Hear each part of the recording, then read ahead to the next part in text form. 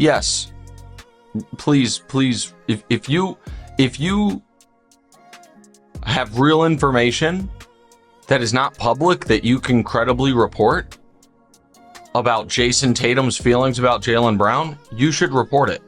If you have real information about the Celtics organization, how they feel about Jaylen Brown that you're just sitting on, yes, you should report it.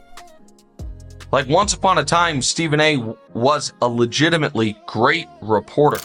But these last few years where he has convinced himself, it appears, that we, the commentariat, we, the critics, we, the people who give opinions on the actual games, are equal stars and equal of importance to the people who are playing the actual games is delusional.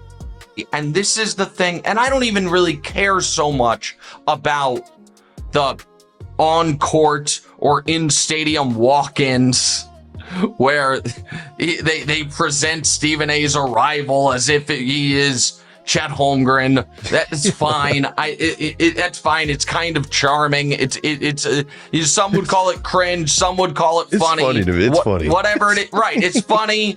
And so, like, that, and there's no actual harm in that. There's none. But talking to these guys like you're a mob boss and they better watch what they say, there's harm in it. But in the end, Jaylen Brown, be careful what you wish for. You really want me to start reporting on that level? You understand? Locker room? How the organization might think about you? How the city may feel about you? How Jason Tatum may or may not have feel about you? Sneaker deals, endorsement deals, the list goes on and on. The season is over, bro. You on Twitch, trying to do what I do, and talking about me needing to step away. But I will say this lastly.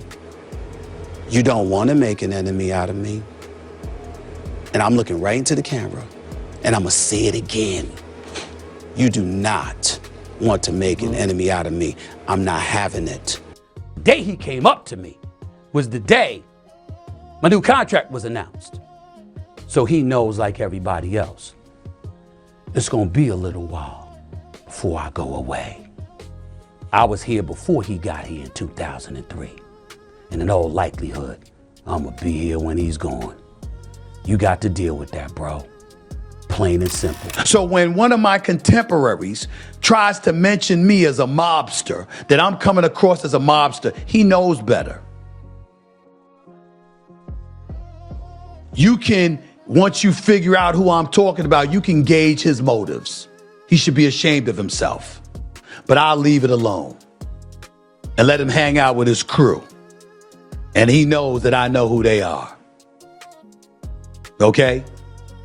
The point that I'm making is that it's not me being a mobster. It's me highlighting that we all, as reporters, have access to an abundance of information, whether it's through players, coaches, executives, owners, agents, or even other journalists. Y'all got a community of people y'all communicate with as players, past, present, and future. What makes you think journalists don't have that?